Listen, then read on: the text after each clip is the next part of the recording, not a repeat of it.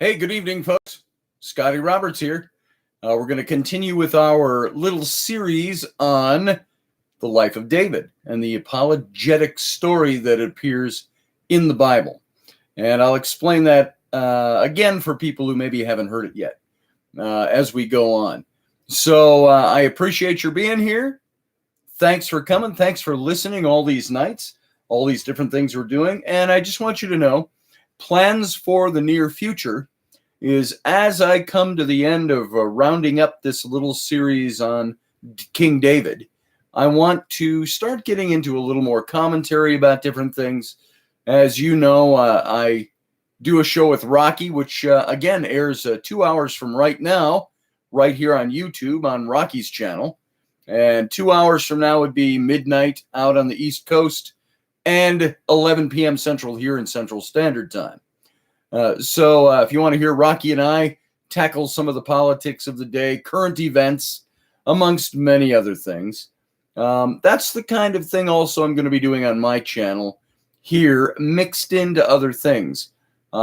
Pretty much sticking to 9 p.m. Central Standard Time, 10 p.m. Eastern Time, 5 nights a week, I think. Pretty much we'll try to stick to 5 nights a week and doing shows on all different kinds of topics.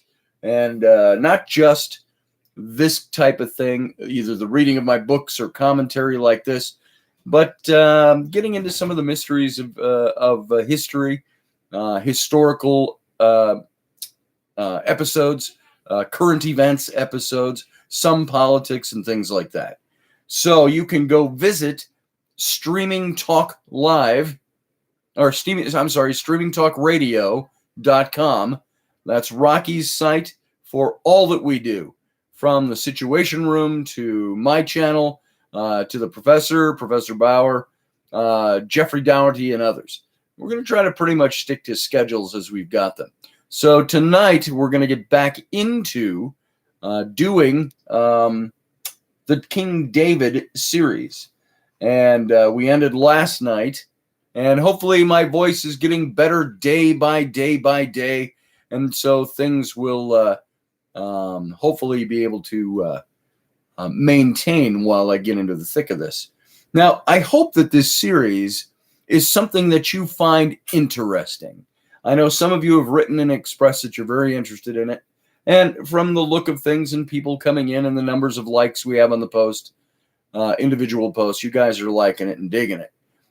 This, to me, I'm going to state this once again because I think this is important to say, is that I don't believe that I need to try to sway you from what you believe or from your personal faith or anything like that. What I am doing is showing you some things that seem to have crossed my bow over the years, and I want to make mention of them. That the religion I once felt very close to has become something that seems to me like it's as much of a religion built by man as anything else out there. And when we look at these biblical stories, sometimes there's more to it than meets the eye. And that's really the purpose of all of this. So let's do this. I'm going to go ahead and just start jumping right in to tonight. Where we left off, I had talked about King Saul, David on the run from King Saul, and some of the misconceptions that are perhaps put across in the stories as we see them in the Bible. That perhaps this is an apologetic. Perhaps some of it is fictionalized to try to make David look better than he was and make Saul look worse than he was. Now, I want to get back into, we opened this whole series on David talking about that little story with Nabal, David and Nabal. And sandwiched between the 2 episodes of David sparing Saul's life that we talked about last night, where Saul went into the cave and to sleep, and David cut a piece of his robe out and later showed it to him and said, "Look, I didn't kill you when I had the chance." And then another almost identical scene where Saul is relieving himself, pissing or pooping, and David takes his spear. It's the other way around. Took his spear when he was sleeping, and his water bag, and took his a piece of his garment when he was pissing in the cave. And so both of these stories, in between this, we've got these two little accounts in the Bible, or this account in the Bible that's sandwiched between these two accounts. And this first one is David and Nabal. Now, we talked about that at the beginning of this series, but I want to put a little more meat on this for you. This is the context of when this takes place now within the biblical story. And we've already discussed the episode, but it's worth considering again, now that we have this better sense of David's time, his time in the wilderness. In this story, as a reminder, David sends 10 of his men to the Calebite Nabal, a wealthy owner of flocks, and indicating that since Nabal's shepherds had come to no harm under David's protection, Nabal might be inclined to give David some supplies. Nabal, of course, as we know by the story already, refuses. And so David and all his men arrive at Nabal's door fully armed the next day. Abigail, Nabal's wife, greets David, and she's got food and drink and denigrates her husband while proclaiming that David's future kingship is something that she is looking forward to seeing. And David agrees not to harm Nabal. And yet, miraculously, God strikes Nabal down a few days later. David immediately sends his men to take Abigail as his wife, to which she readily agrees. So here we have this story. Either Nabal's this weird, ugly, fat, abusive husband. She doesn't care for him. She does offer an apologetic for him to David, saying, oh, he's just a fool. That's what his name means. Here's the supplies. Don't hurt him. Showing that she's this honorable wife protecting her husband. But as soon as he drops dead, she runs off to marry David. She's got no problem with that. Now, David's motivations in sending his men to Nabal should be pretty obvious. For some time, they've been in the wilderness. Pardon my cough. It's still with me. It'll be here for a little while yet. Yeah, it's pretty lonely in the wilderness. And it's a hard place which to survive, and have to have been forced to move constantly, running from Saul, away from the various local communities that want nothing to do with him. Perhaps it seems to be the case with Ziph. Their reputation preceded them. Rather than gaining strength, they seem to be losing it. And as David and his men grow more desperate, they have to seek out sustenance in more direct ways. So thus there's this thinly veiled threat. Clothed though it might be in polite language, might be a way of gaining access to a supply of goods, one that could sustain them for quite a while. And so they're extorting Nabal is what they're doing. So Nabal knows precisely with whom he's dealing.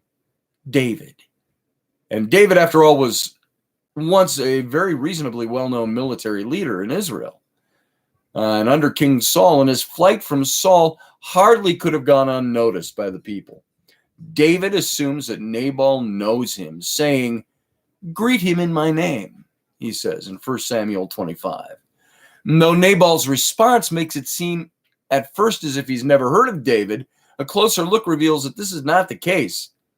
There are many slaves today who run away from their masters. That's what Nabal says in the passage. This is a cutting remark. It's aimed squarely at the relationship between Saul and David. And David, and Nabal is implying here, is no better than a slave to Saul. And his flight is equivalent to running away from his master. Now, Nabal not only knows who David is, he knows which side deserves his allegiance. Now, here again, we see two key features of David's wilderness experience: that he is known and that he is pretty much unloved and unappreciated by the people in general. As for David's men, they come from I don't know where, says the verse in 25:11. The ultimate insult, that's what Nabal said, the ultimate insult in ancient Israelite society.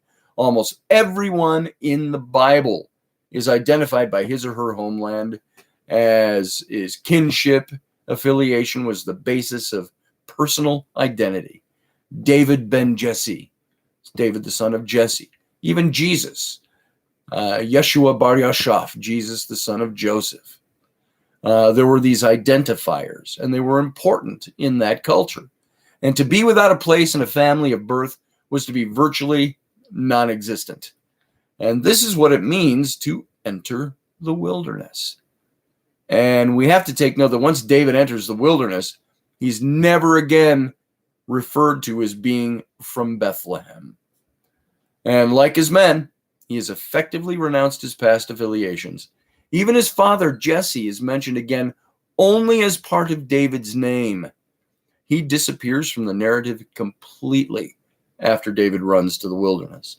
Mabel knows who David is, but he knows him as a man who's given up all that identifies him as Israelite, as part of a community, and has chosen to make his way in the wilderness on his own, with no attachments, no loyalties, other than to self. And so to run a protection racket, one has to be willing to do the dirty work if the victim refuses to pay up.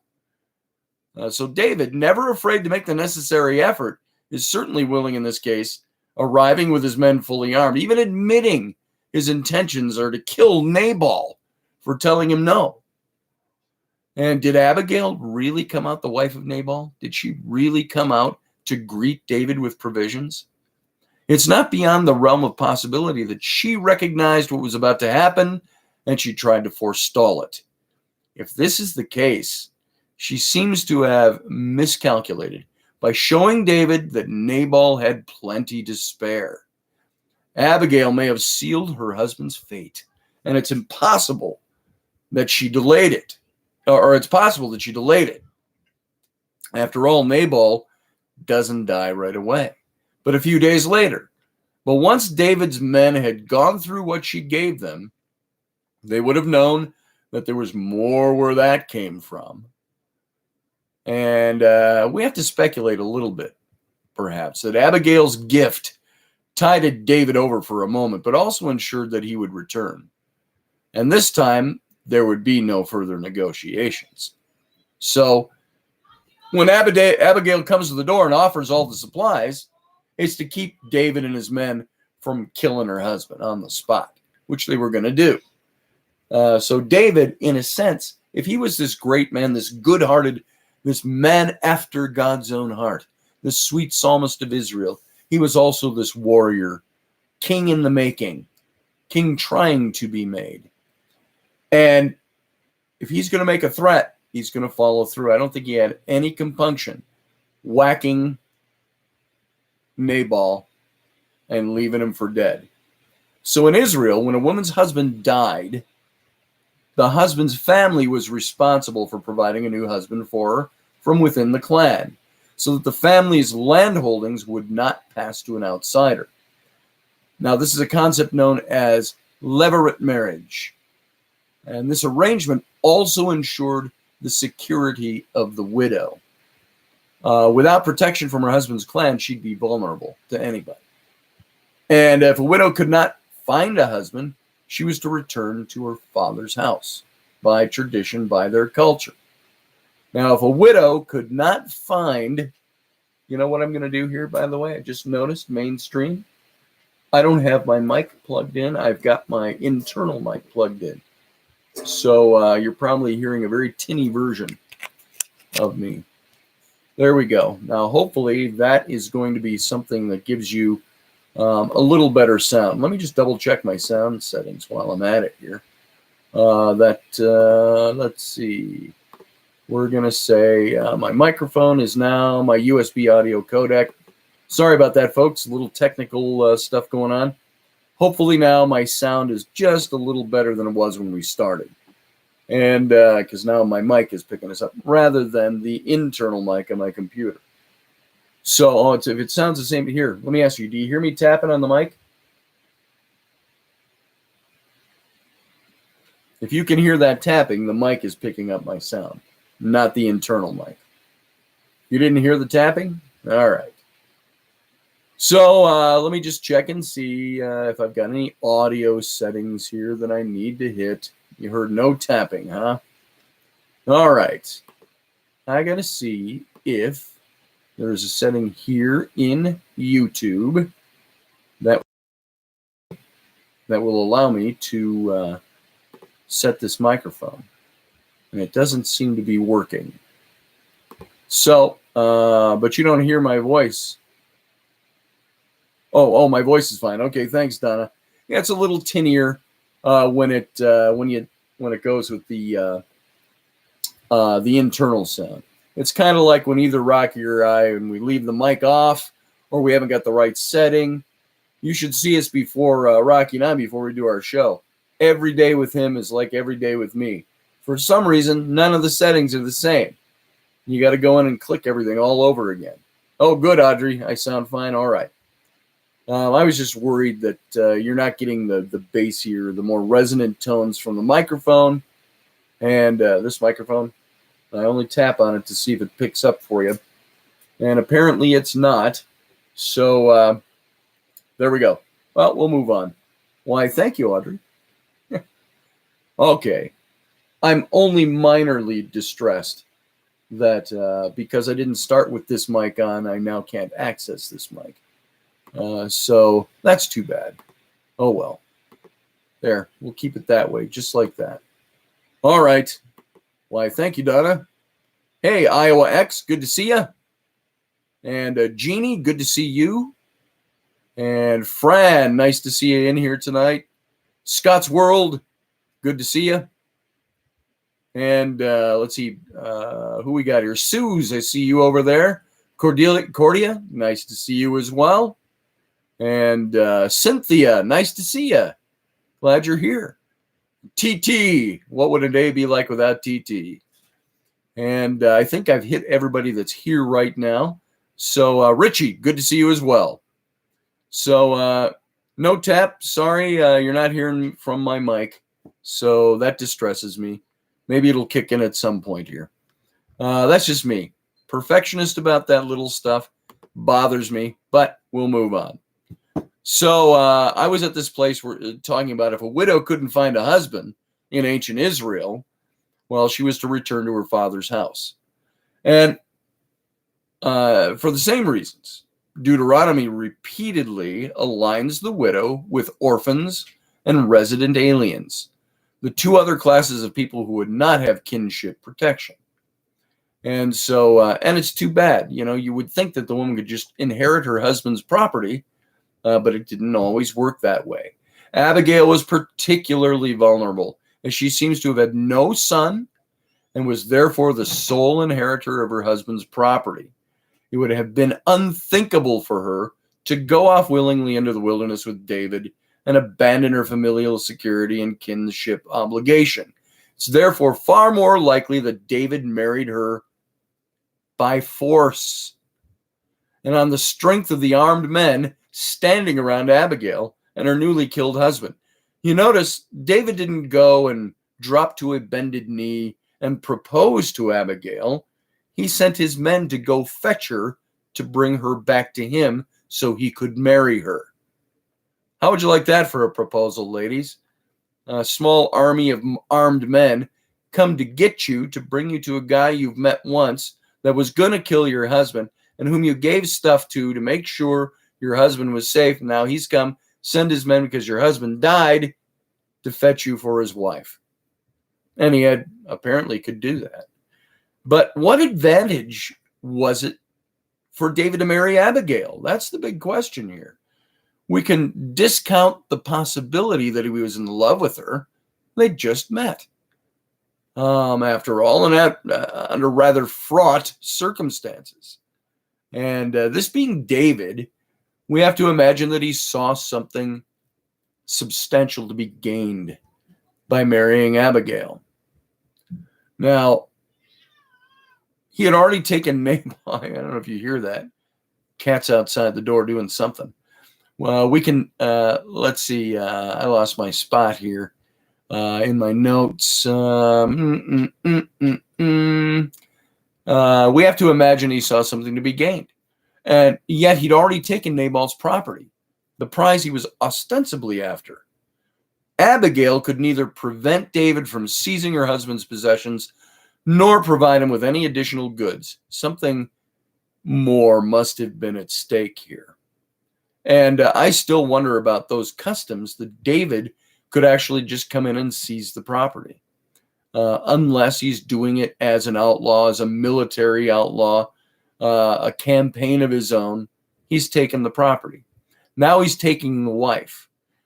And remember, he already took Saul's wife. Now, they had an affair, and then he married her. He took her away. And this was the coup. This is why Saul is chasing him now. The key to understanding David's motivation in marrying Abigail is to be found in the status of her husband.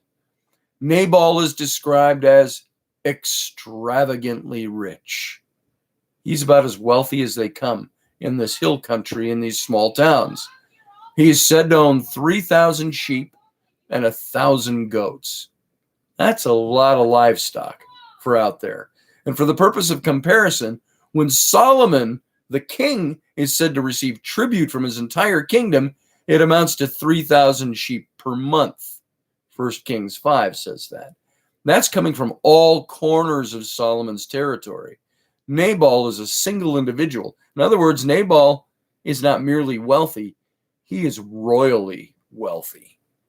And in the independent territory of Judah, where there was no king yet, the only individuals who could possibly command such a fortune like Nabal's would be the chiefs of the various clans. And therefore, it seems likely that Nabal was just not any old Calebite, but was in fact the chief of the Calebite clan. Calebite clan. When a widow remarried, her former husband's property, as well as, in theory, her husband's position, passed to her new husband. In marrying Abigail, David gained something far more valuable than tangible property and somebody else's wife. He gained the title of the chief of the Calebites by marrying Abigail. And yet David doesn't remain in Calebite territory to take advantage of his new position. He and his new wife, along with Ahinoam, Saul's former wife, and David's men, leave immediately. And it's safe to say that despite holding the normal nominal title of clan chief, David didn't have the power to enforce his newly acquired status. And if he was not allowed to stay for even a few days in the small town of Kayla and Ziph, it's unlikely that the entire tribe of Caleb would have permitted him to occupy the tribal leadership. David had, after all, killed their chief and broken the established custom of Levirate marriage, thereby depriving the tribe of its rightful land. He was not prepared to impose his will on the Calebites, but he took what he needed. He prepared himself well for the future. Should the time ever come when David had enough power to return, he would bring with him Abigail, the living proof of his right to rule. And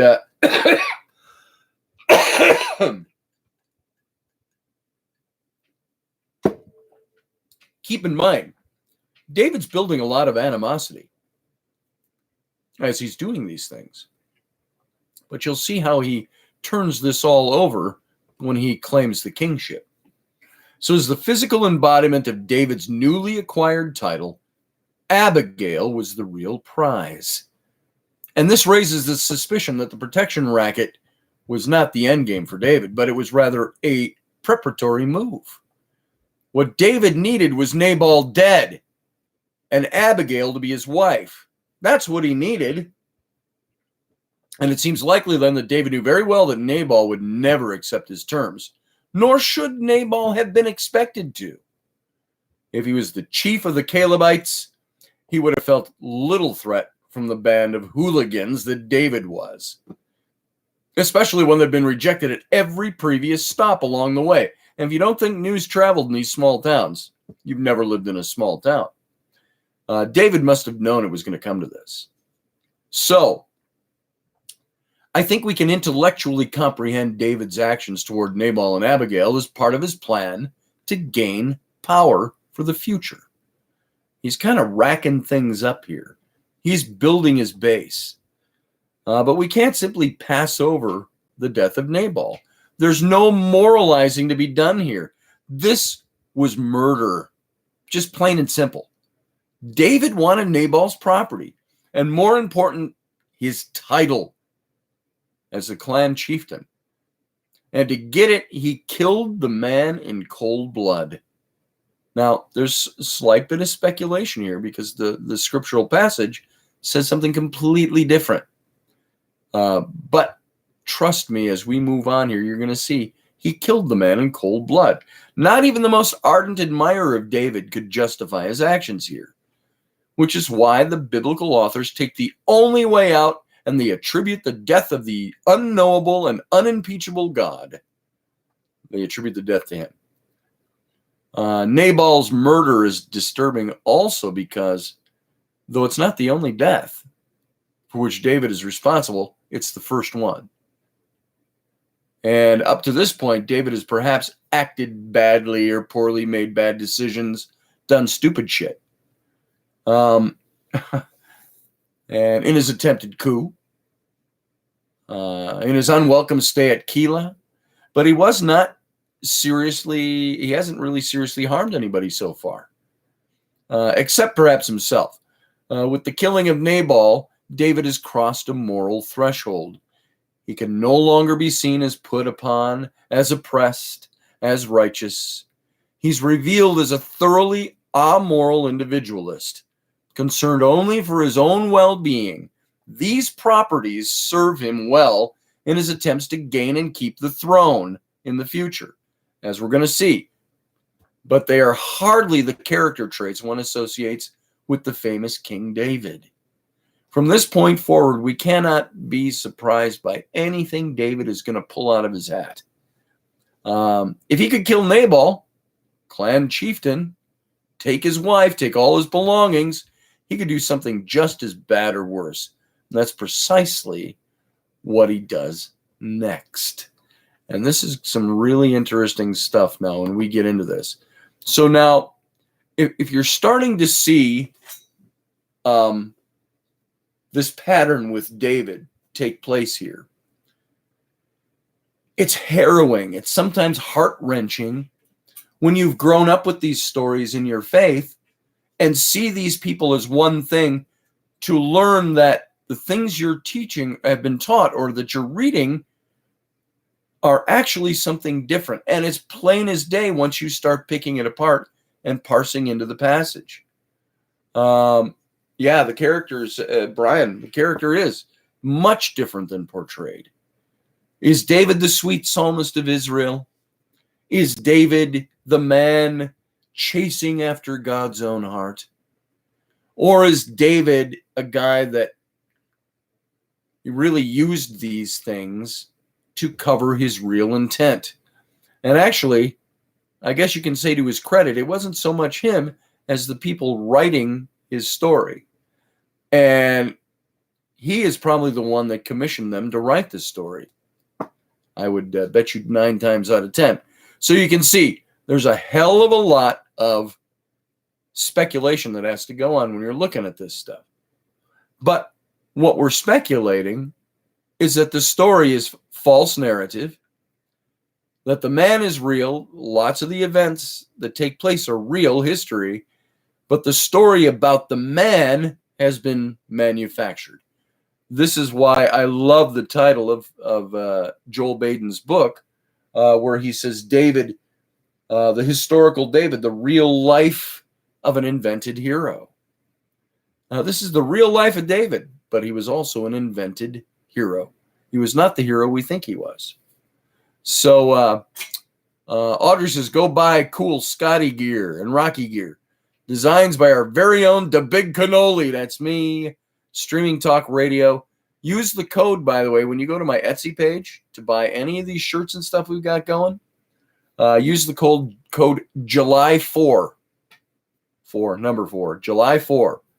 And you're going to get 20% off through the 4th of July. of any purchase that you make. I think that's well worth it. You want to get some cool t-shirts, some cool stuff. I haven't done a David shirt yet, but I try to do these designs that go along with all the different things we've been talking about. There's one for the, is there one for the Nephilim? Can't remember if I did a Nephilim design. I know I did a reptilian design. You can get that one. That's a cool shirt, by the way. You can get that in a hoodie and a shirt. I also did Senenmut when talking about the Exodus reality. I'm going to do one for David as well. I think there's something cool we can do that you would enjoy wearing on your shirt. That you say, this is just a cool, badass design. That's what I'm looking to do. So let's see. I'm just looking through some of the recent comments here. Let's see. Jeannie's working on her bonsais. That's pretty darn cool. All right. Scotty's World. I promise no boob jokes, Scotty. Thank you. I get plenty of those. We'll probably have more with Rocky tonight. So, all right, let's move on then. And we'll get into this a little more. Now, this next section is about David and the Philistines.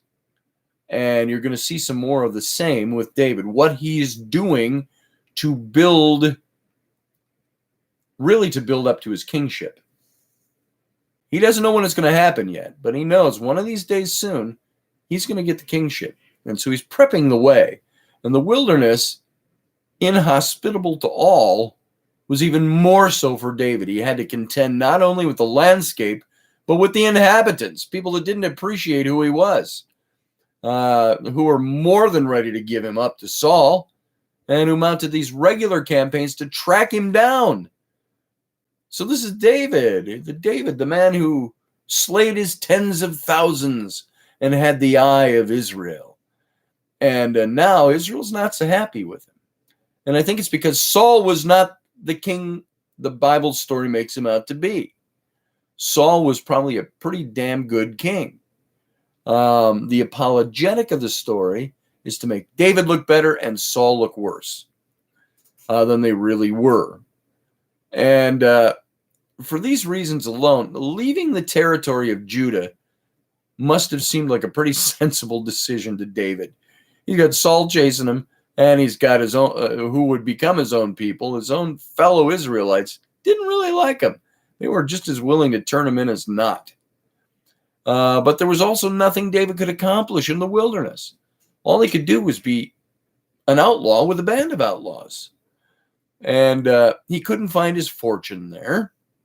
At best, one might find temporary shelter, as at Kayla, or a momentary bounty, as with Nabal.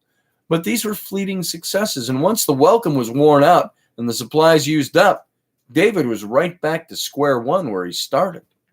And there were not enough outlaws and supplies in the wilderness for him to bring together and mount this effective challenge to Saul, or even to defend against one of Saul's search parties. You notice that. Even Saul's search parties, not the whole army out to get David. David knew they couldn't defeat the search parties. They had to keep hiding and running. And so life in the wilderness was about survival. And David wanted to do more than just survive. He had to move elsewhere in order to do that.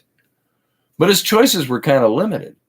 The desert to the east, the Dead Sea region, was and still remains today one of the least habitable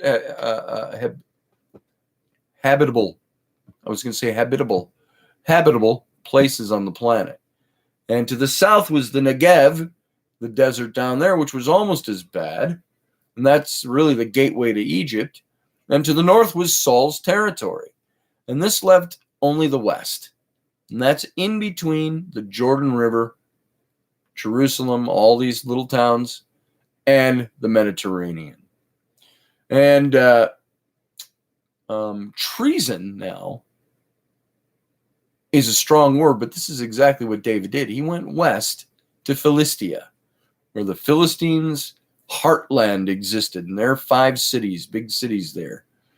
That's where he went, and he had long since given up his position in Saul's army, and without any affiliation with Saul's kingdom. He'd been repeatedly rejected by the people of Judah. And at this point, David was almost as much an enemy to Israel and Judah as the Philistines themselves. By seeking shelter among the Philistines, David was less a traitor and more a defector. So now here he is, this warrior for Israel to protect them against the Philistines. Now he's becoming a defector to Philistia. And like most defectors, guess what? He was welcomed with open arms. Sure, he had this prominent Philistine, prominent Philistine gone to Saul and offered his services. Saul would have been quick to accept it. So to Achish, the king of Gath, remember Gath, the city where Goliath comes from, accepted the sudden influx of both bodies and arms that David and his men provided. Could you imagine this? Just imagine the picture. Here is David. Again, I'll mention it. Remember, after all his little victories against the Philistines, the passage says Saul slew his thousands, but David his tens of thousands. The people were praising him. He was defending Israel against the incursions of the Philistines, sometimes as small as they may have been. And now here he is offering his services. He's defecting to the other side. This would have been like during the Cold War when spies would defect to Russia, behind the Iron Curtain. It's that kind of thing. Now, Gath was a logical choice for David. The city was the closest to the Philistine Pentapolis, to Judah, which is undoubtedly why it's featured most prominently in the Bible. So it was the easiest to get to, and should any trouble arise, the easiest to get away from and scurry back over the border into Judah. And unlike some of the more far-flung parts of the Philistine territory, Gath was beyond Saul's ability to capture, meaning that David knew himself to be safe there. Sure enough, when Saul was told that David had fled to Gath, he did not continue to pursue him, says 1 Samuel 27. So the guy that Saul, the king, is pursuing because he was leading a coup, is now defecting to the enemy. And Gath also controlled a wide territory, especially to the south. This gave both David and the Philistine king Achish this opportunity, rather than stay in Gath, where he and his men would be a drain on the royal resources and where they would have little to do. David asked Achish to grant him control of a small town near the Negev called Ziklag. So now he's going to go down to the Negev. And this suited both the parties. David could act as a vassal for Achish, as a garrison to the south, solidifying the Philistine control over that whole area. And he would finally have a secure base and even some official power, albeit Philistine power, to wield from it. Now, I want you to get just an idea geographically. If you look at me this way, I'm going to show you a map as if you're looking at it here. Because if I do it right ways here, it's going to be backwards to you. So you've got Israel. This country is kind of shaped like this. And you got the Mediterranean out here. You've got Israel. You've got the Negev down here, which kind of curves over underneath the Mediterranean over to the Sinai and Egypt. That's all down here, the Negev. This is the territory we're talking about. And from where that is, you've got down here the Dead Sea, the River Jordan, going up to the Sea of Galilee, the north of Israel, and then the north of Israel up here. So that's your air map of Israel. And so this is what David's doing. Now, we've already seen that the typical Philistine practice was regarding the treatment of Judah. Between the relatively rare major attacks that took place, for which both armies would mass in an open field, the Philistines launched a regular stream of small raids against the small towns and fields. Think of Viking raids in Ireland and in north of England. You get the idea. Same kind of thing. So they had this regular stream of these small attacks. And this was to be David's new career, raiding Judah for the Philistines. He was the perfect man for the job. He and his men had experience in raiding from their time in the wilderness, and they were familiar with the territory. And clearly, King Achish of the Philistines had no doubts that David would take up his new position without compunction. Another reminder that no one, not even Saul, not the Judahites, not the Philistines, seemed to have any thought that David was allied with Judah or Israel. There's no thought that he's allied with his home country anymore. Achish is like, okay, good, cool, you're on. He didn't even doubt David because he already knew David no longer belonged there.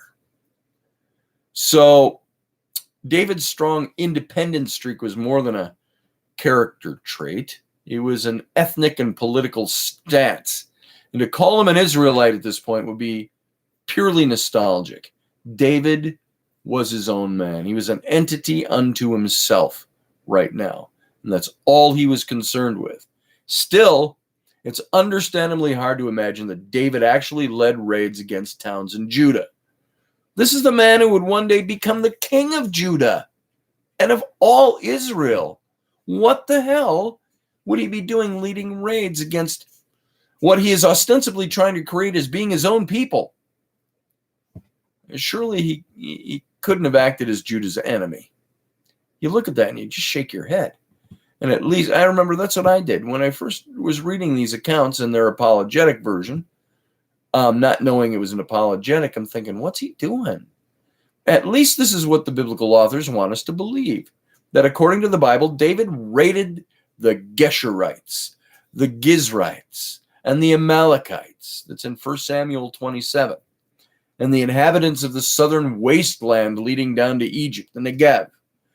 But he would tell Achish, the king of the Philistines, that he had raided upon regions of Judah to ensure that the truth would not come out.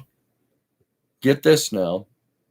He's raiding these small towns, the Gerishites, the Gizrites, the Amalekites, the wasteland that's leading down to Egypt in the Negev. You know what David did? Rather than raid small towns in Judah, he raided these little towns. And it says in the biblical passage that he left no man or woman alive. He would take flocks, herds, asses, camels, and clothing, according to 1 Samuel 27. Thus, no survivors of these non-Judahite settlements would remain to reveal where David had actually been. As a matter of fact, there are places where it says, and he put all the inhabitants through the fire. So he annihilated these towns and left them dust bowls without a single living thing inside them. And there's a reason he did this. The biblical scenario is thoroughly improbable. Although few people lived in the region in the south of the Philistine territory, it was by no means entirely deserted. The main trade routes between Egypt and Canaan moved through the area. That's down through Israel along the coast was the King's Highway. And it went all the way down through the Negev and down into Egypt. These were towns on the major trade route. And absence of dense settlements doesn't mean an absence of people. And these trade routes carried more than just goods, they carried information. And it seems unlikely that David could have raided this region back and forth repeatedly and wiped out entire settlements off the map without word reaching the Philistines. So the deception recounted in the Bible that David is not actually raiding Judahite towns, but he's raiding these towns in the Negev. This story that he wiped out entire settlements, wiped them completely off the map without word reaching King Achish, that this deception, as recorded in the Bible, is only partially for the benefit of the king of the Philistines, Achish. It's mostly for the audience reading the story. It's they who are the ones that are going to be unable to find a Gesherite or a Gizrite or an Amalekite to contradict David's story. Not because David left none alive, but because he never really actually attacked those towns. Unlikely as it may seem, David was probably raiding Judahite communities just as he told Achish he was doing. And it should be remembered that Judah was not a unified tribe. Raiding one town would have not affected the others. There was no collective defense, especially in the more sparsely settled south where David was located. And why shouldn't David have raided Judah? It's only from a later perspective, after David has become king, that such actions became absolutely unthinkable. And at this point, David was a Judahite, an Israelite in name only. In practice, as an itinerant outlaw, a raider, a mercenary for hire, David was what was referred to as an Habiru, Habiru, the Habiru. You ever heard that term used before? David was an Habiru. And so what David did, he couldn't wipe out these little towns along the trade route. That news would carry really fast. And Achish, the king of the Philistines, would know pretty quickly that David had wiped out these towns when he said he was wiping out Judahite towns. So what David did was he actually wiped out his own people. And he put them all under the sword, put them all through the fire, killed every last man, woman, child, took all the flocks for themselves, and burned the towns to nothingness. This is the man who was claiming to be the man after God's own heart and the man who was looking to be the king of the region. But as you can see, with most of these stories you hear of ancient kings trying to gain their throne or gain position, David didn't care about the people. David cared about what he was going to get and how it would elevate his position. The Apologetic was written, including those towns along the Negev and the trade route, to give people an excuse for what David did, as atrocious as that was all by itself. So now, here's David and the Habiru. I want you to get an eye. If you've never heard of this term before, we're going to get into this right now. You're going to get a little bit of how that works. And let me just check back in here with everybody, because I don't keep my eyes on the chat room, sorry, as best I should. But Audrey's off work, heading home. See you in a while. We'll at least see you in Rocky's show. And is the book Law of Nations a good book to purchase?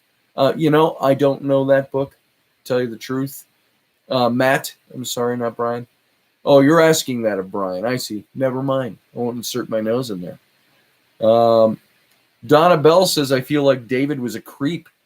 I feel like I lied to my Sunday school kids. It's the same way I felt when I learned more about his story. I used to say to my youth group kids, when I was a youth pastor many years ago, I didn't know any of this stuff at the time. I was thoroughly bought into the original stories in the Bible. But I used to tell the kids in my youth group, I said, remember, I said that these patriarchs we read about in the Bible, they're real people too. They had their faults. All we're seeing is little glimmers, I would tell them, of what their lives were. You could read the whole account of David in less than an hour. And yet he lived to be into his 70s, and he had a very colorful life. I said, I'm sure there are lots of events we don't know anything about. Little did I know that as I started studying this stuff, this is what you ended up with. How about a monkey with a knife?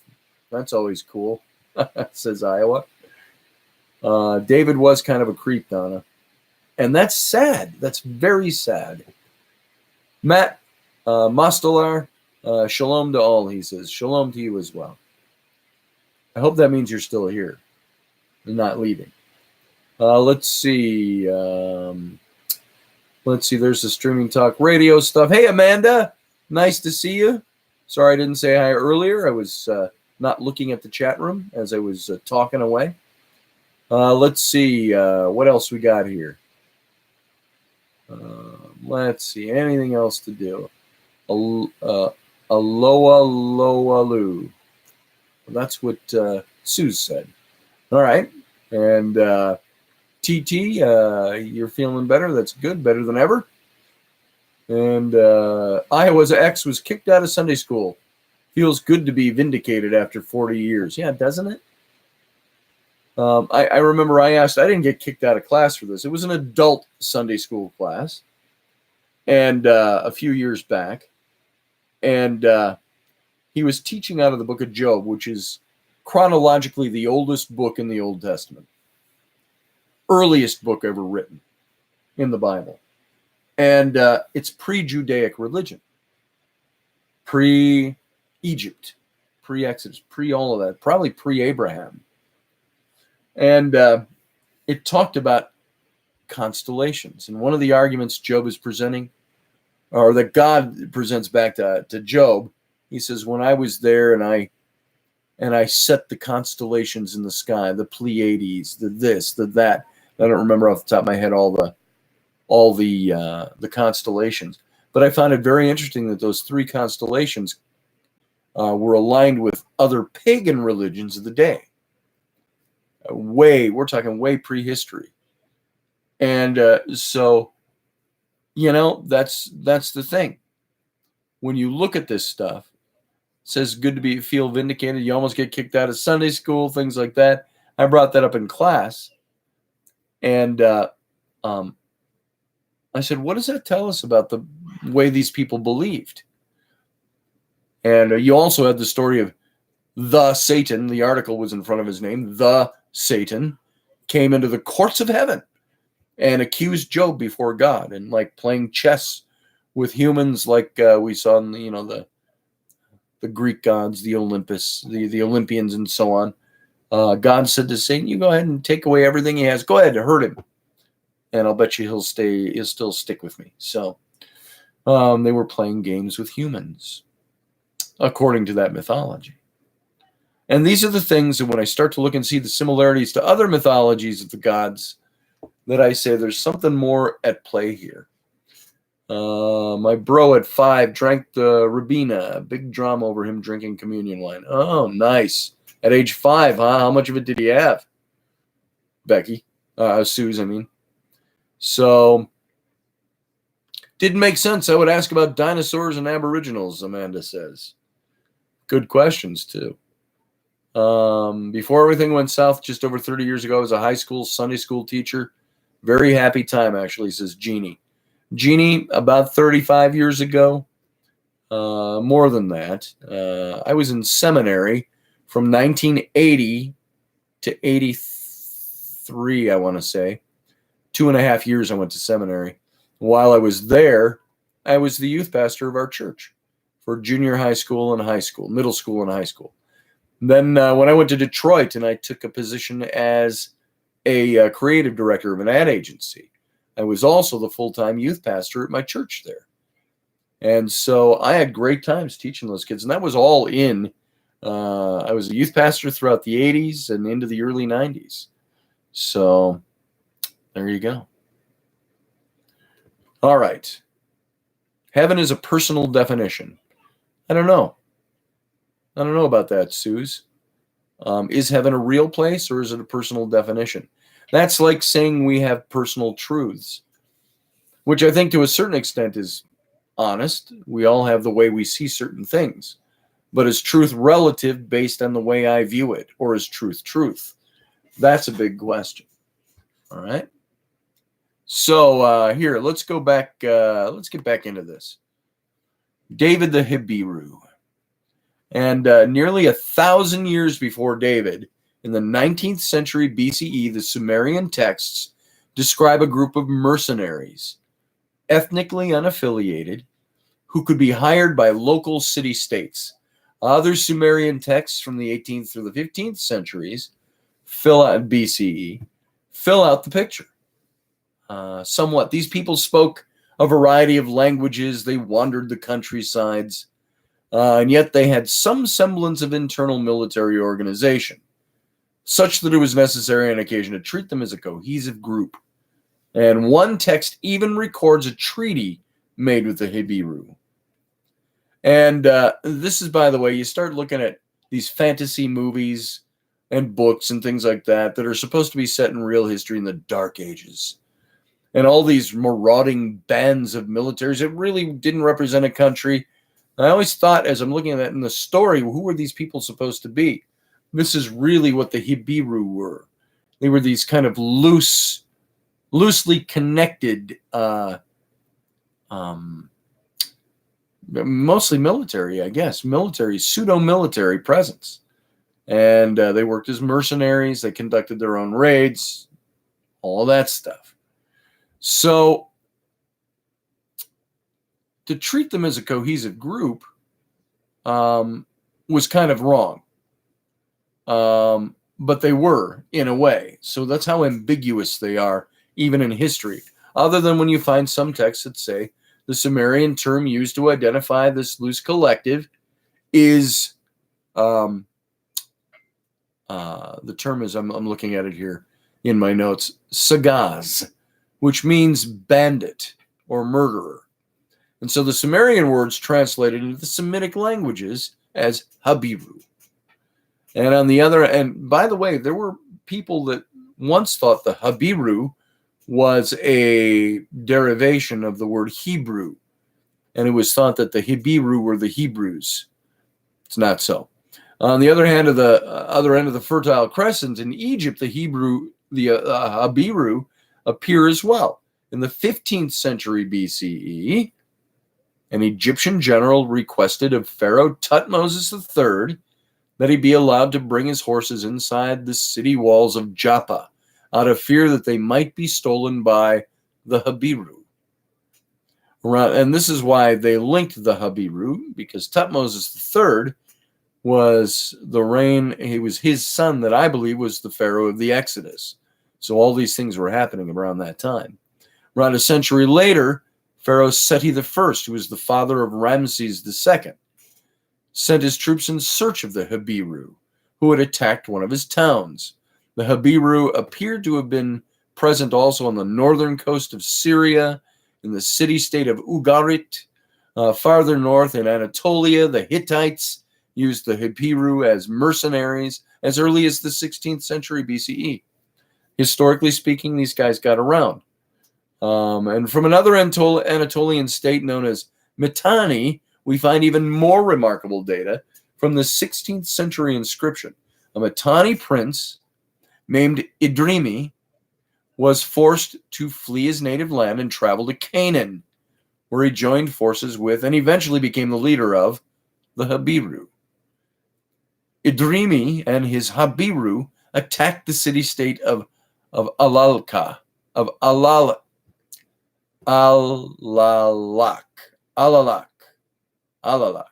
in modern Turkey. And he became the king there. Easy for me to say, right? He became the king there. And fortunately for us, he inscribed his whole tale for posterity. The archaeological excavations of Alalak have uncovered a remarkable number of written records, including lists of these Habiru that reveal they came from disparate backgrounds, that they'd been thieves, slaves, priests, soldiers, all of these kind of guys. And in Canaanite proper, the Habiru were a constant, consistent, perpetual bother. One of the most important archaeological discoveries of the past 2 centuries was this cache of letters in the Egyptian city of Amarna. This is the Amarna letters, if you've heard of them. And for a brief period in the 14th century BCE, Amarna was the capital of Egypt. This was under Akhenaten, the pharaoh, the heretic king. For the course of his reign, Amarna was his capital. And so all the diplomatic correspondence was sent and stored there. And the letters discovered at Amarna came from the city-states in Canaan and Syria, which at the time were vassals of Egypt. So as often as is the case with such correspondence, many of the letters from these vassal states to the Egyptian overlords consist of complaints about various local problems and hopes that the pharaoh might lend them some assistance. And a number of these letters specifically mention the Habiru, who are accused of attacking the king of Byblos and even capturing a large portion of his territory. They're reported to have killed a number of local rulers south of Jerusalem and seized their territories. In these cases, the Habiru seem to be acting independently, but often they were used as mercenaries in battles for this regional dominance among the various city-states. One local king named Labayu used Habiru troops to seize control of neighboring territories, settling the Habiru in conquered towns as an extension of his rule. Labayu's sons continued the practice after him, paying Habiru soldiers to wage war against the city-state of Megiddo. And the king of the city-state of Jerusalem complains that his adversaries, among them the king of Gath, have given territory to the Habiru, including the town of Kayla. This is historical documentation, folks. So, what's very interesting about this, all these things we just talked about are the things that David did with his 300 men. He is one of he becomes Habiru, bandit, mercenary, working for King Achish of Gath, the Philistines. And these mentions from across the Near East make it possible for us to draw a pretty good picture of the Habiru. They weren't an ethnic group. Indeed, they seem to have come from a wide variety of ethnic backgrounds. Instead, the term Habiru is descriptive of a social class.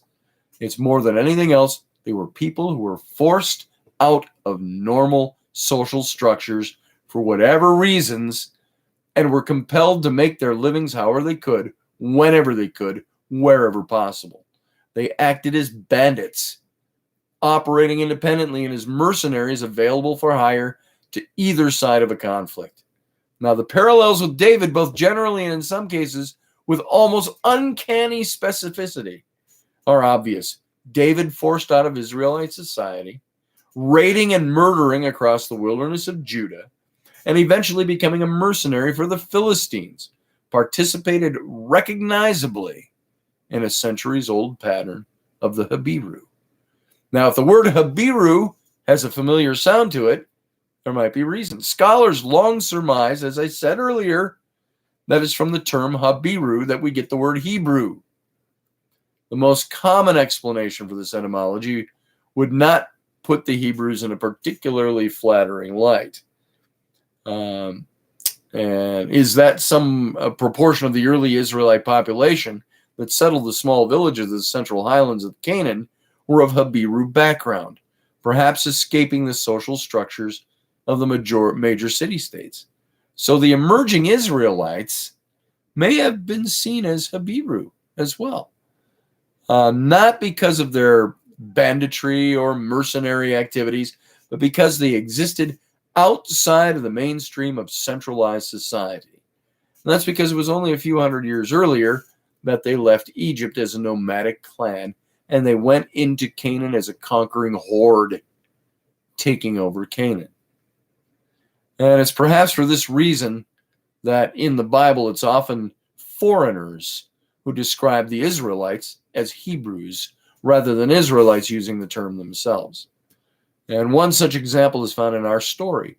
When the officers of the Philistine army see David and his men, they ask Achish, "Who are these Hebrews?" That's 1 Samuel 29. And if what they mean is, who are these Habiru, they could hardly have put it more accurately. David's story very closely parallels that of Idrimi, the Mitanni prince. David was once a prince, or very nearly so. He was, according to the Bible anyway, the king's son-in-law. He was forced from his position of power into the wilderness of Canaan, where he found a group of outlaws ready to make him their leader. And now, with that same band, he was on the verge of making his triumphant return to power. So this is David. This is everything he did in the wilderness. And we're going to hit up Saul's death next. I want you to know about this. And what I had advertised really is tonight's, what we're going to hit on, the meat of tonight, that David was somehow involved in this. Just as with Nabal, David was involved with Nabal's death. David was raiding little towns and murdering people of his own country in order to cover his ass with King Achish. Because, frankly, when you think about it, he didn't have anything else he could do. He was kind of stuck out there.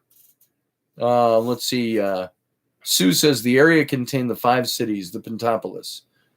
It was from this designation that the whole of the country was later called Palestine by the Greeks. That's right. Philistine became Palestine. Although Palestine is more of a 19th and 20th century, 19th and 20th century construct. It was mostly known as Canaan. Palestine was something that it was named much later. Let's see. Anything else we need to hit to? That sounds like Beirut, Scotty. Let's see. I got to see what the context is. There. It depends on how the frames heaven, the person frames. It sounds like Beirut. Not sure what you're talking about there, TT, exactly. What did I say that you're referring to Beirut?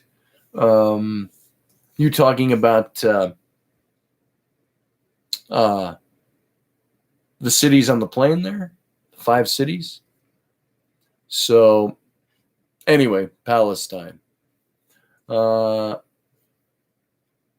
says he's going to go through the Torah again right now. It's probably a really good thing to do. It's good to look at this stuff and really see what it's saying. All right, let's move on a little bit here. We've got a little less than an hour before I go on with Rocky. So let me take a little drink of water here, wet my whistle.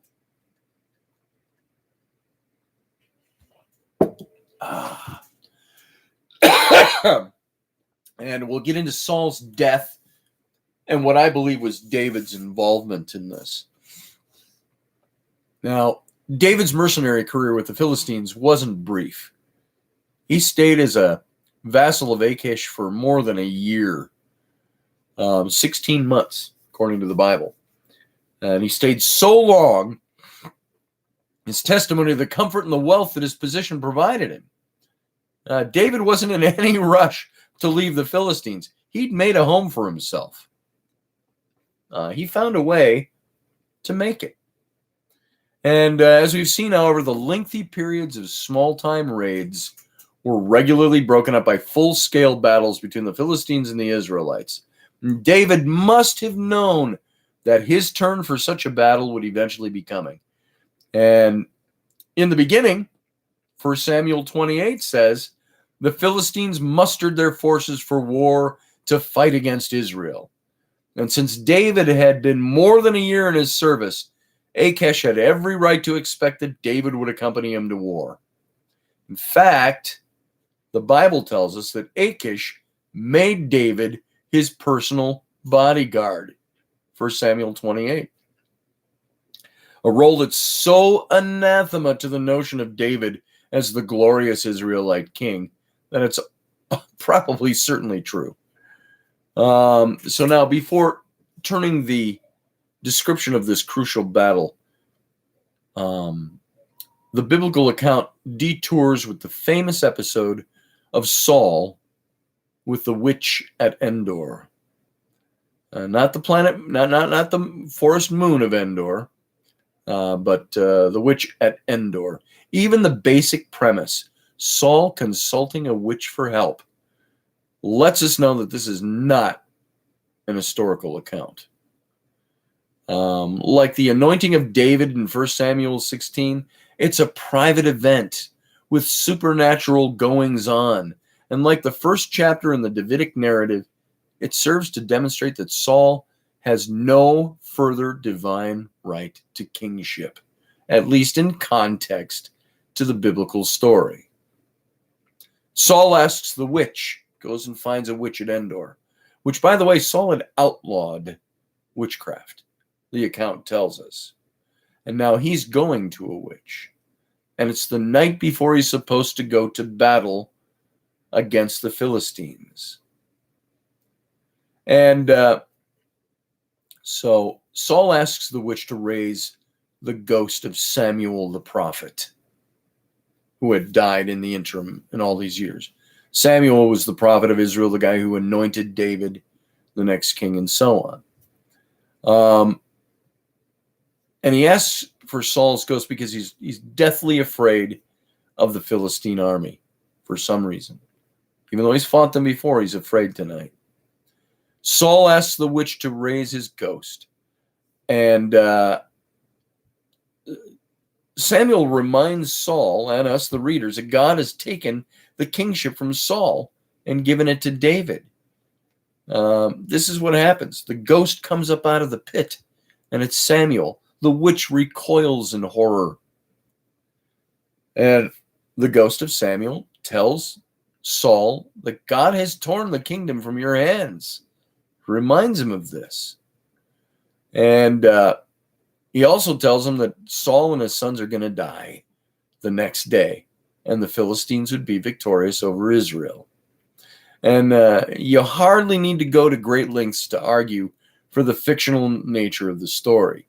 But we have to note that it complements the episode of David encountering Saul unawares in the wilderness.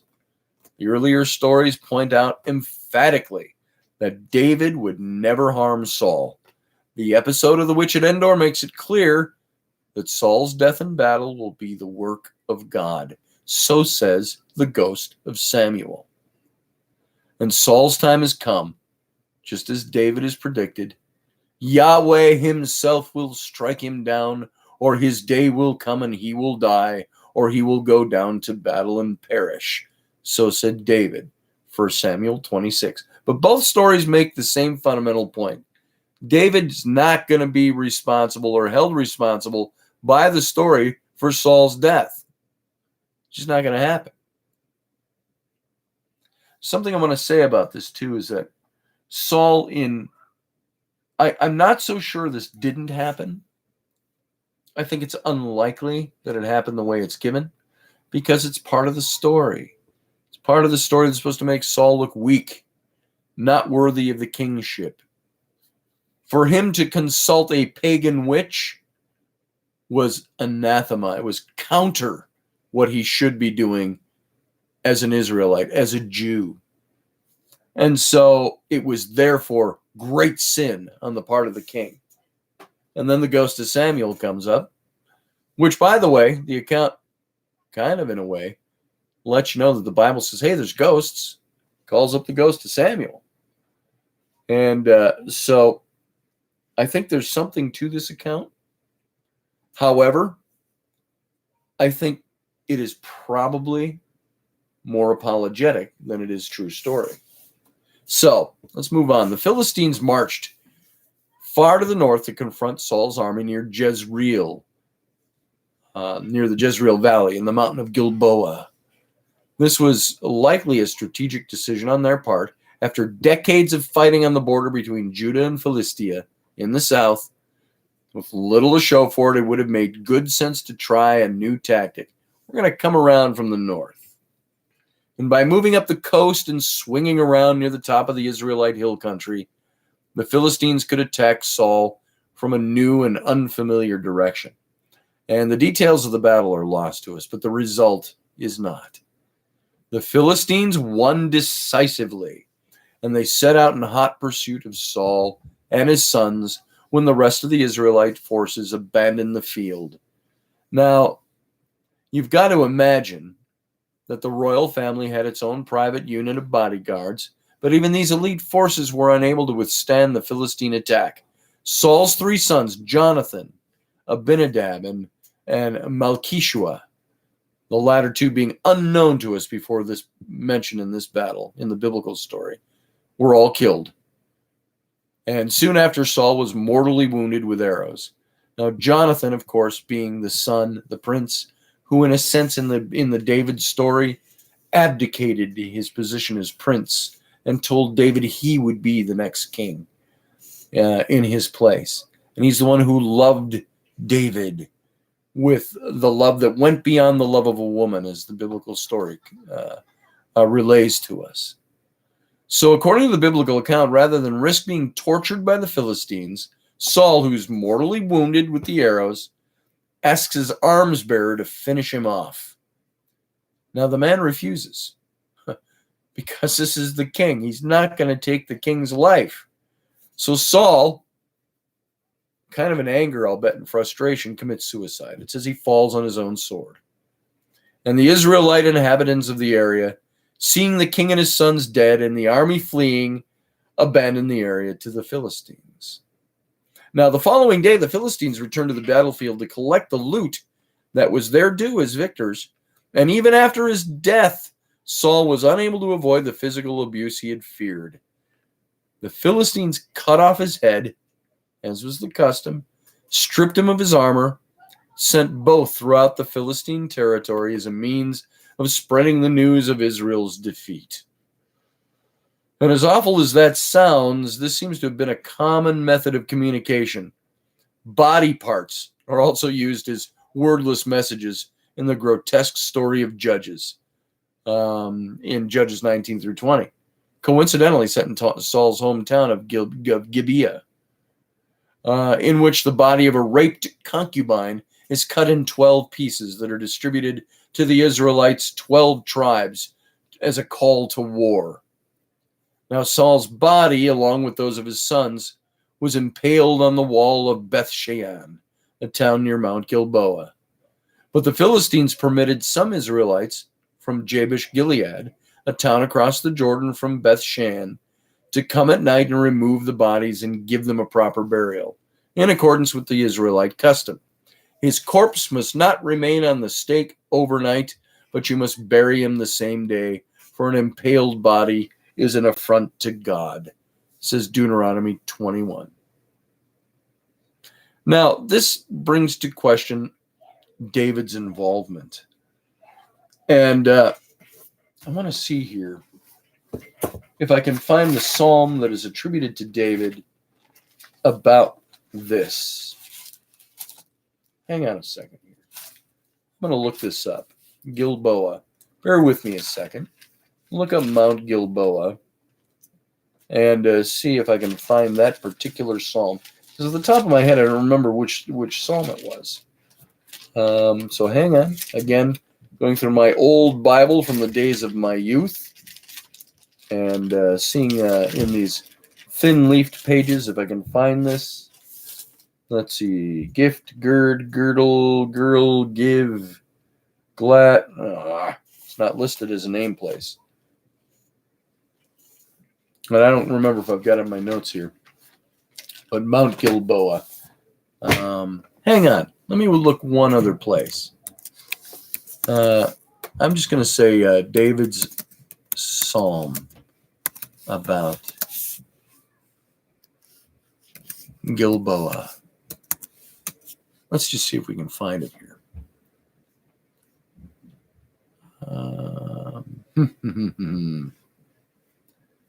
It's in the book of Psalms. I see it here. Nah, this is not it. Never mind. I'm not going to find it quickly. I should have prepared myself with that ahead of time. Sorry about that. I didn't. It just popped into my mind now. But there was the... wow, YouTube kicked you off, Brian? Sorry to hear, brother. So, the Spirit informed Saul that he and his 3 sons would die in battle the next day, that the Israelites would fall to the Philistines. Exactly. Suze. This psalm that David wrote says, "How is the beauty of Israel slain on Mount Gilboa?" Something like to that effect. And we'll get into this a little bit. The big question is, during this battle, during Saul going to the witch and then the battle the next morning, where was David this whole time? He was the Philistine king's bodyguard. So should he have been in the thick of the battle alongside Achish? The Bible naturally will have none of this. Just as they were mustering to march north, we're told some of the Philistine officers from other cities other than Gath asked Achish who his bodyguard was and who the men were with him. Those Hebrews. Starting to put this together already? They're on their way to the battle of the Philistines. And who is your bodyguard and who are the Hebrews with him? And when they learn that it's David, they demand that he be sent back to his little fiefdom of Ziklag, for they're sure that he'll turn again against them in the heat of battle.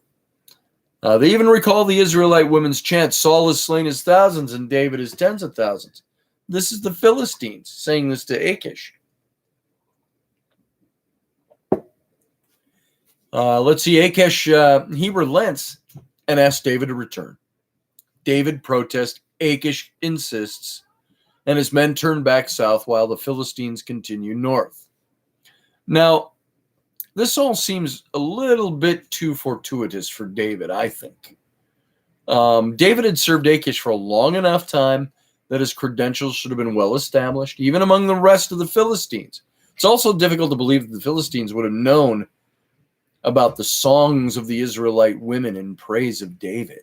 Why would they know this, if such songs were ever really sung? And the back and forth between David and Achish, even as it presents David as this almost desperate to fight guy on the side of the Philistines, serves an important purpose. It tells the reader that even if David had wanted to enter the battle against Saul, he was forcibly forbidden by King Achish. Again, it's made clear that David could not have had any hand in Saul's death. And what have we already learned about Apologetic? Where the story keeps denying that something is possible, it probably means that's exactly what happened. So what follows upon David's return to Ziklag is equally improbable. According to the biblical account, David and his men take the prototypical 3 days to return to Ziklag. When they arrive, they find that some Amalekites have raided the town and captured all the women and children, including David's 2 wives. But we're also told they didn't harm a single one of them. So David and his men, after consulting with the priest Abiathar, take off in pursuit. And as they come to the Wadi Besor, the unofficial border between Philistine territory and the wasteland to the south, they miraculously encounter an Egyptian youth who happens to be an abandoned slave of the very Amalekites who had raided Ziklag. The boy leads David to the Amalekites, and David attacks, rescuing his wives and everybody else. In another minor miracle, nothing of theirs was missing, young or old, sons or daughters, spoil, or anything that had been taken, 1 Samuel 30 tells us. So many features of this story really testify to its improbability. The raiding Amalekites are understood as acting in revenge for David's constant raids on their territory during his time with the Philistines. But as we've seen, these raids are probably part of the biblical cover-up. And so this revenge should be read as a further stage of the same literary program. The chance encounter with the abandoned Egyptian slave boy who points the way forward is a typical literary flourish. It's strikingly similar to the episode in Genesis 37 where Joseph is sent to find his brothers and does so only by happening upon an unnamed man who overheard the brothers reveal their destination. Oh, those were your brothers? I heard this group of guys say they were going over there. And most notably, the fact that David recovered everything the Amalekites are said to have taken is both unlikely on the face of it. Not a single person dead. Not a single woman raped. Not a single sheep eaten or raped. And this remarkable stroke of what appears to be evidently great fortune on the part of David. And, of course, his women and his sons and everybody else. For presented with the notion that David was not with the Philistines at Mount Gilboa because he was chasing the Amalekites, one might have wondered where the evidence of the Amalekite raid was to be found. Who or what could be accounted as missing to stand as proof that such a raid really happened? Now, that evidence can't be provided. For the Amalekites didn't touch a hair on a single person's head, or because the raid never happened at all. Even the biblical account admits and times tries to explain the fact that during the battle, David was absent from his home in Ziklag, but its explanation is forced. It's pushed, it's made to fit. Where was David when the Philistines were killing Saul and his sons? By all rights, he should have been right there with them. And despite, or perhaps because of the Bible's emphatic statements to the contrary, we have to conclude that this is exactly where he was. It's the way the apologetic works. Now, David, simply being on the battlefield where Saul and his sons died, doesn't necessarily lead to the conclusion that he was the one that killed Saul. After all, the Philistines would have wanted Saul dead just as much as David did. And it's only in the movies that the hero is able to track down his nemesis in the thick of a major battle and single-handedly do them in. But by the same token, you don't need to pull the trigger to be convicted of murder. David may well have been responsible for the deaths of Saul and his sons. The first chapter of 2 Samuel records the moment when David learns of Saul's death. An unarmed Amalekite man from Saul's army comes to David at Ziklag and announces the result of the battle, including the deaths of Saul and Jonathan. And David asks how the man knows what he's reporting. And the man tells David that he was right there when it happened. I saw it with my own eyes. What's more, when Saul was about to die, the king asked this very man, this Amalekite, to be the one to finish him off, which the Amalekite obligingly did. Then the man says he took the crown and the armlet off of Saul, which he then produces for David out of his little pouch. Here, I got the king's crown and his armband, and I brought them here to my lord. 2 Samuel 1. And almost every bit of this story, folks, is absolutely problematic. Why would someone go from the battlefield far to the north, all the way to the south, to David in Ziklag with the news? Surely David would have heard it from the returning Philistines, who had sent around Saul's head and armor precisely for the sake of spreading this message. And more important, why would a foreigner report news to a Philistine vassal in Philistine territory, especially if he was fighting for the Israelites? What made this guy think that his information would be of particular interest to a mercenary? Then there's this man's story, which directly contradicts the narrative of Saul's death given in the previous chapter. Did Saul kill himself after his arms bearer refused to do the deed, or did this young man kill him?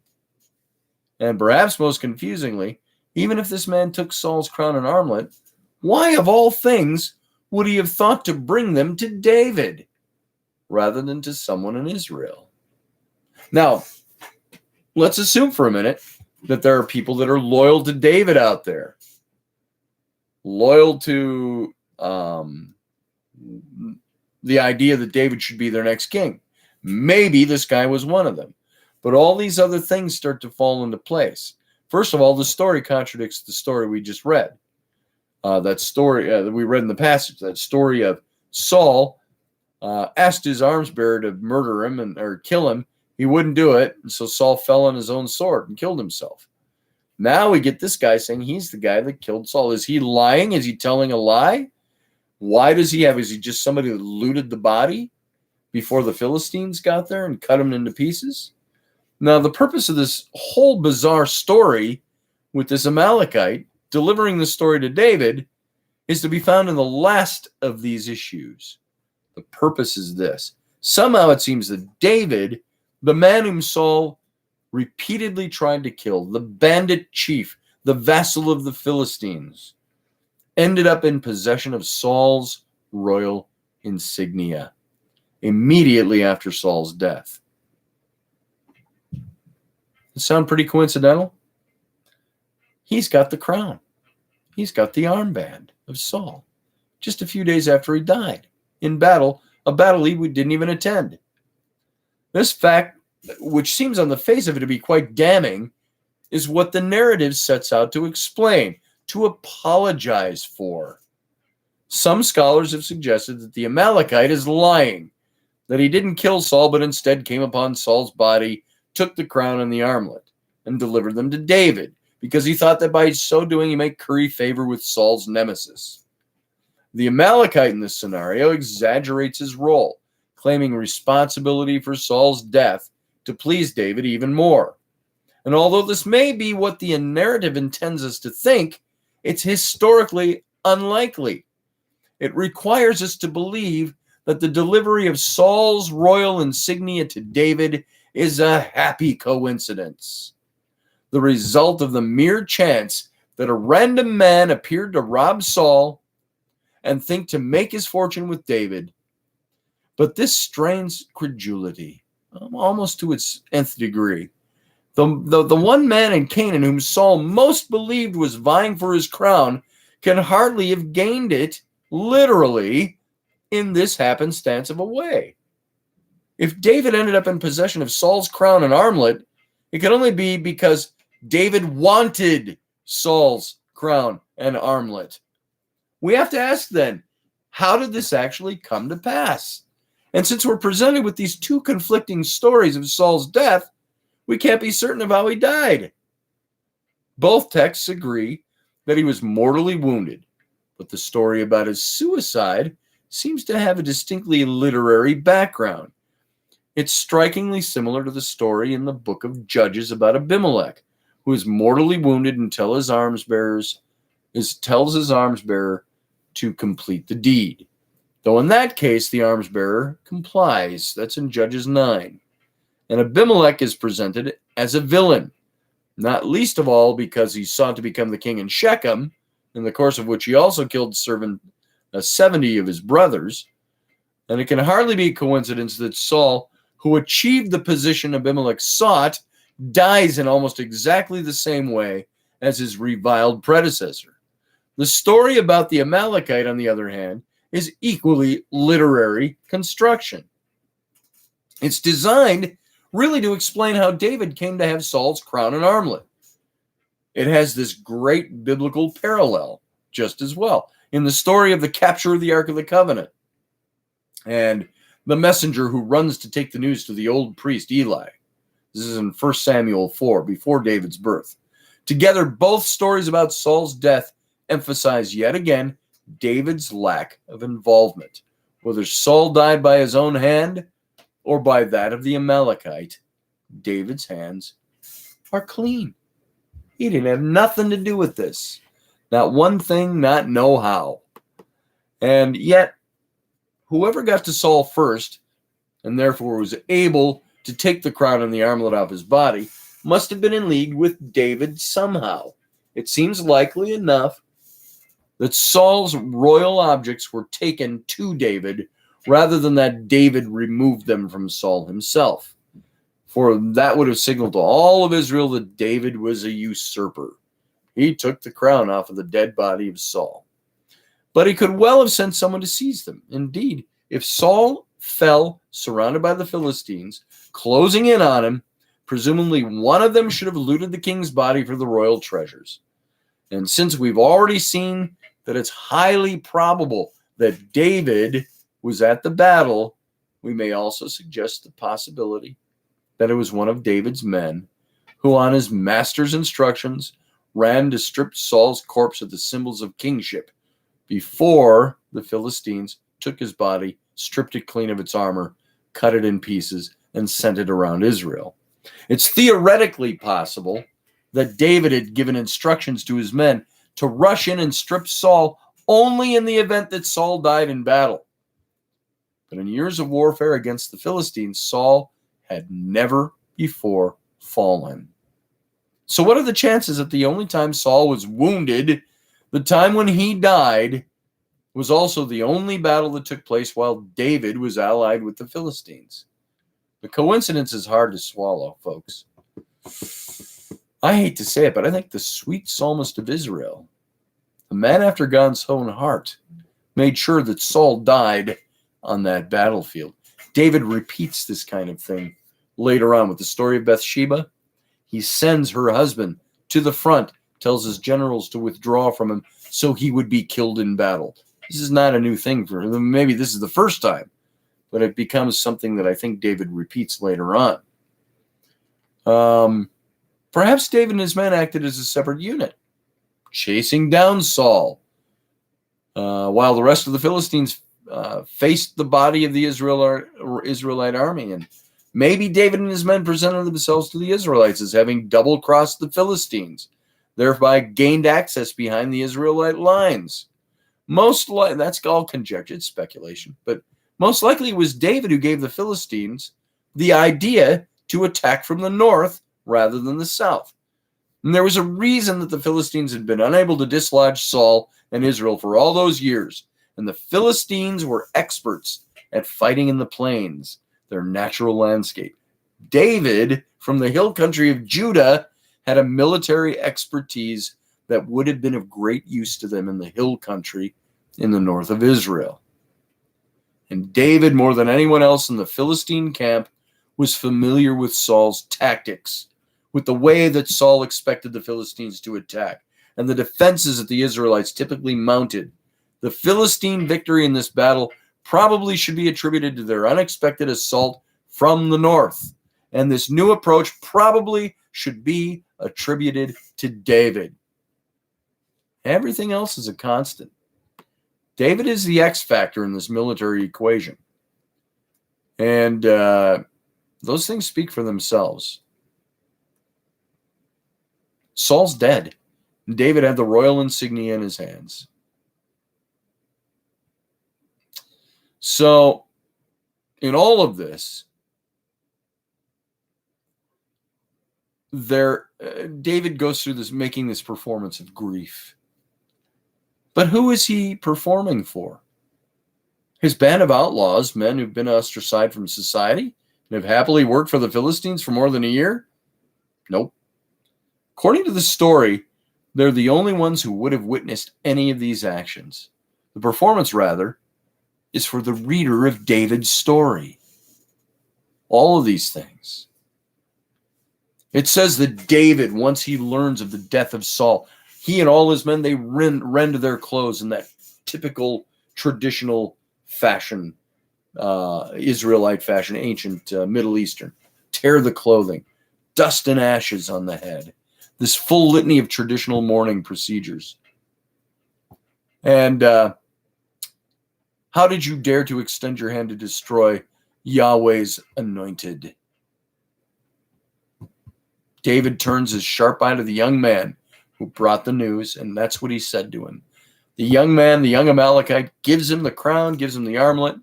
David says, "How dare you extend your hand to destroy the Yahweh's anointed?" And before the man could even respond, what could he have said in any case? David tells one of his attendants to kill him, which the attendant obligingly does. And David proclaims the final word over the dead man.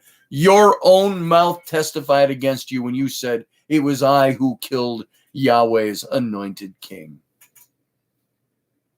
Harken back directly to the 2 episodes in the wilderness in which David refrains from killing Saul. "Yahweh forbid that I should extend my hand against him, for he is Yahweh's anointed." Yahweh forbid that I should extend my hand against Yahweh's anointed.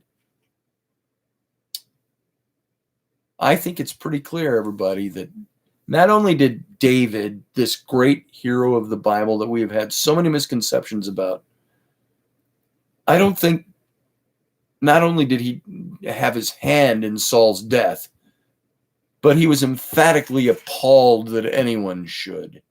By killing the Amalekite, David is ostensibly avenging Saul's death. And the lament that David recites for Saul and Jonathan reaches this extreme limit of the biblical apology. He hardly could be more effusive in his posthumous praise of King Saul. "How the mighty have fallen," he says. I used to read that psalm and get tears in my eyes thinking, this is David who is writing not just about Saul, but he's writing about his friend David, whom he loved deeply. "How the mighty have fallen," he says, 2 Samuel. Saul and Jonathan are presented as Israel's glory. David calls for nature itself to cease and praises the military might of the two men. They were swifter than eagles. They were stronger than lions, David says. He tells Israel's maidens to weep. And all of this is for Saul, David's mortal enemy, and Jonathan, the heir who stood in the way of David's ascent to the throne, despite their being friends. The path has been cleared for David to ascend to the kingship. Everything he ever could have wished for has come to pass, but the Bible presents David as racked by anguish at the death of Saul, as expressed in mourning, in murder, and in lament.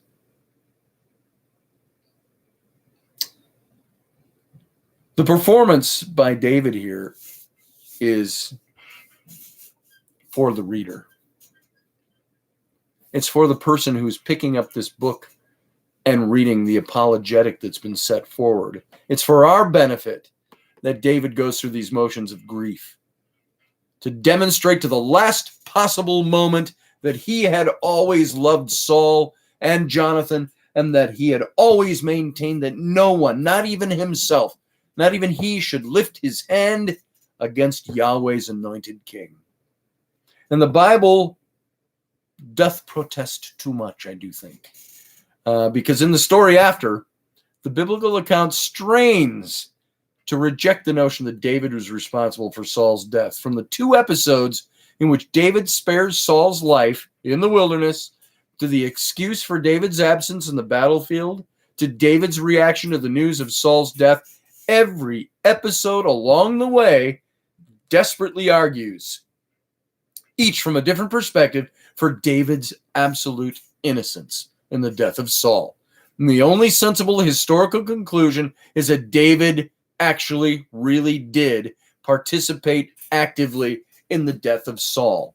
When you see that much being said, defending David against something that he didn't do, you pretty much know that's what he did.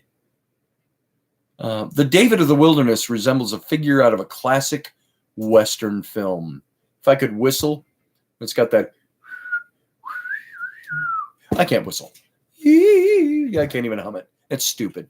You know what I mean? The Clint Eastwood, the man with no name. Weird music. David isn't the righteous sheriff, however, as we might expect. Instead, he's the scrupulous, the unscrupulous outlaw. He's willing to do whatever it takes to survive and gradually gain power. This period is one of David's life, as we're reading. Sorry, that one snuck up on me. As we're reading through this whole thing, it's David willing to do what David has to do to survive. It's extortion. It's homicide. And in the death of Saul, it's regicide. He's killed the king. Now, though David's actions are far from admirable, we have to acknowledge that he's not unskilled in the art of survival. He enters the wilderness as an outcast with nothing, only the clothes on his back. Then he gets the sword, supposedly, which I think is a fake story as well. He's able to gain a following. He avoids capture, gathers a small army to himself, finds a safe haven among the Philistines, fights as a Hebrew, a mercenary. He's even making a living, and he's given a little town to operate out of, Ziklag, albeit by raiding the towns of Judah, his own people. And when the opportunity finally arises to open the way to the kingship, David makes the most of it. Yet the death of Saul didn't mean that David was suddenly the king of Israel. Even if he did literally hold the crown, attaining the kingship, and just as important, holding on to it, would require huge further efforts on the part of David. And we're going to see more of that as David becomes the king. And we're going to see in the next segment tomorrow that there's a series of untimely deaths that comes into play as David becomes the king. So there you go. There's the death of Saul. Let's see. Let me back up a little bit. We've only got about 15 minutes until the Situation Room with Rocky and me. And I'm feeling pretty chipper for that. My voice didn't wear out completely, despite these stupid coughing jags. So thank you for putting up with that. They're going to go away soon enough. My doc told me they're going to last 6 weeks. That's what he told me a couple of weeks ago. So hopefully they'll start to dissolve before that.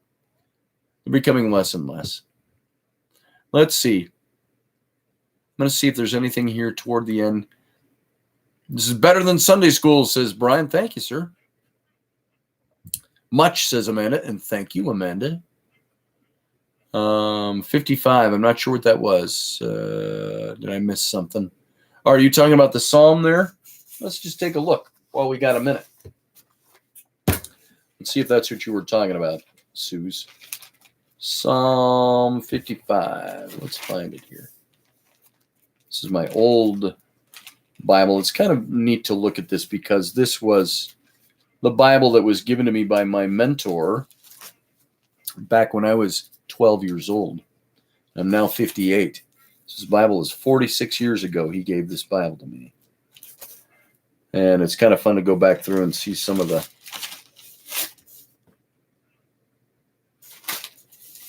notes I've made.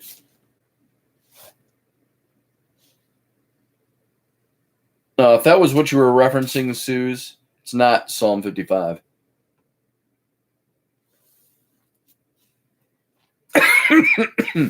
But it says it's to the chief musician on Neganoth, Mescil, a psalm of David. Give ear to my prayer, O God, and hide not from my supplication. All right. So, let's see, I think you're on the blacklist. Lose my real name account. Let's see. I'm trying to focus on Scotty's reading right now, though. Says Brian. I have spares because I haven't used them. Great reading as always. Thank you, Cynthia. TT has to get busy. Good to see you here. Donna, feel like smacking somebody, but instead I'm going to go to bed. And I'm tired. Good night, folks. Love and thank you, Scotty. You're welcome. Thank you for being here. Let's see. We should rethink everything we've been presented. Isn't that so, Brian? It's just like Jeff says, you got to unindoctrinate yourself. And sometimes that unindoctrination isn't always an easy process. It's not always something that makes us feel good. It's not always something that we want to do. And we're sometimes left like ripping the Band-Aid off of an open wound. So we should rethink everything we've been presented. Jeannie says, been there, done that. Scotty's commentary confirms the psyop. Jeffrey and his commentaries are just getting better too. Yes, they are, Jeannie. Let's see. Reminds me of HRC. Hillary Rodham Clinton? That's weird. So, before we go, Scotty, can we talk about my Lord and Savior, the great locomotive god, Thomas the Tank Engine? He's a very useful engine. I know there's one in every crowd, and it's me. My kids were all big Thomas the Tank Engine fans. And my son, Flynn, who is now 10, just going to turn 10 next month. But he got, when he was like 2, we got him a big Thomas the Tank Engine bed. So a big plastic thing, and it was perfect. Just gorgeous little bed. And he loved it. I got pictures of him climbing on it and everything. He absolutely loved that Thomas. But he never slept in it once. He was always afraid to sleep in there. So we eventually, as he got a little bigger, took the bed out and we buried it 6 inches into the ground and put sand in it. So it became a sandbox on the outside. So Thomas the Tank Engine. And thank you, Scott, for that. Thank you, Richie. And this is all food for thought. You're absolutely right, Suze. All right. So I'm going to go. Meet up with Rocky here in about 10 minutes now and give you the Situation Room. Thanks for coming. We're going to be back tonight. Hit this again tomorrow night. I mean, not tonight. We're going to be back tomorrow night. Hit it again tomorrow night. And we're going to talk about David really becoming the king. So thanks for listening. Thanks for being here. Like it. Spread it around. I appreciate it. See you a little bit later on Rocky's show. 10 minutes. Good night.